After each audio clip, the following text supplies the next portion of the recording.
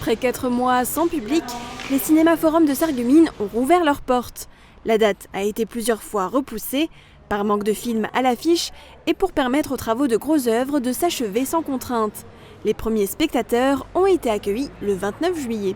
Ça me manquait quand même un peu le cinéma. Et pour le moment, il n'y a pas encore beaucoup de films, on va dire la sélection est assez limitée, mais ça va revenir de petit à petit et ça fait du bien. Ça faisait longtemps et ça nous manquait.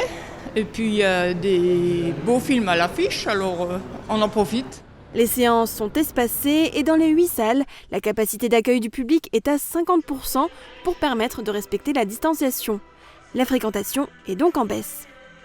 Les mêmes mauvaises, mais c'est tout simplement à l'image de ce qui se passe à l'heure actuelle au niveau national, où nous enregistrons des semaines à moins 60, moins 70% par rapport aux semaines équivalentes de l'an passé. Des événements estivaux pourraient permettre d'attirer plus de spectateurs vers les salles. Dont différentes programmations dans le cadre du Summerfest, notamment jeudi soir avec la reprise de Grise et par la suite, jeudi d'après, à Star is Born. Nous avons également une animation commerciale fin du mois avec traditionnellement Ciné Cool du 22 au 29 août. Les grosses productions américaines qui devaient sortir cette année ont été repoussées. Mulan, Fast and Furious ou encore le nouveau Top Gun ne sortiraient que dans plusieurs mois. Les sociétés de production restent frileuses. À Sarreguemines comme dans le reste de la France, les salles de cinéma les attendent avec impatience pour augmenter la fréquentation.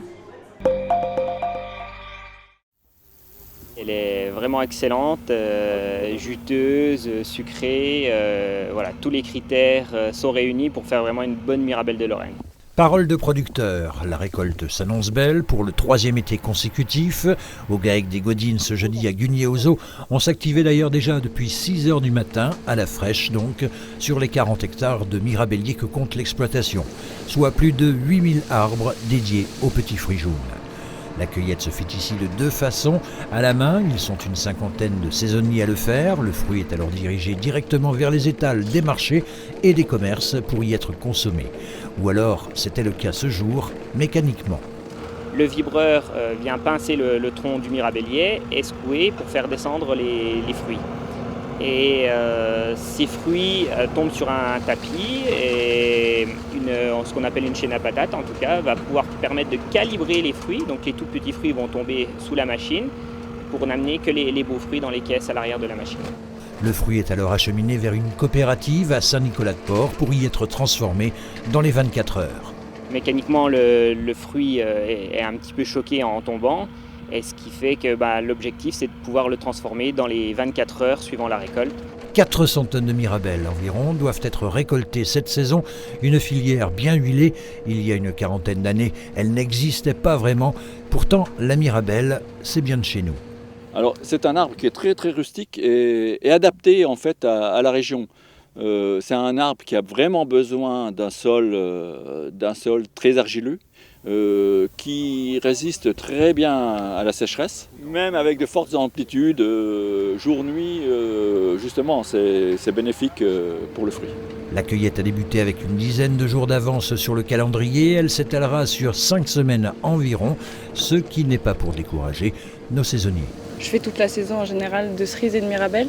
Et puis je repars un petit peu avant la rentrée de septembre. Bon, j'avais déjà travaillé dans l'agricole, du coup, dans les vignes dans le sud. Mais du coup, ça se rapproche, mais c'est quand même un petit peu plus intense ici. Le rythme est plus soutenu.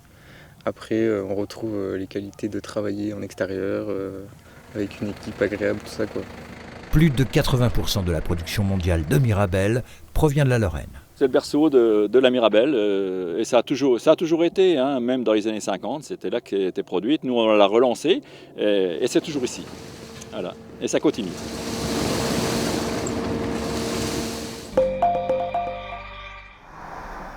Occuper les jeunes de 11 à 17 ans, tel est le souhait du Foyer des Lacs et d'Anime-Com 13.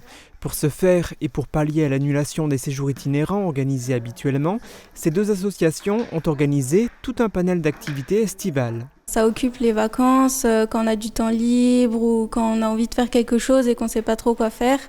On a plein de possibilités, du coup c'est bien.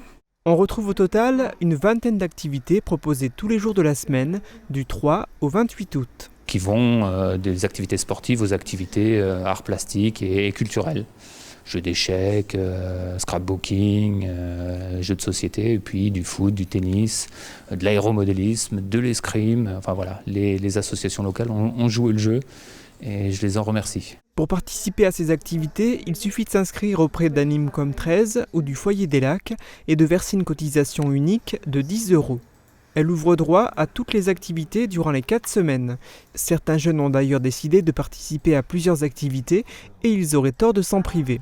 D'autant qu'il n'y a pas besoin d'avoir déjà pratiqué ces activités, on est plus ici dans une démarche d'initiation et de découverte. Le badminton, je faisais le club à Putelange cette année.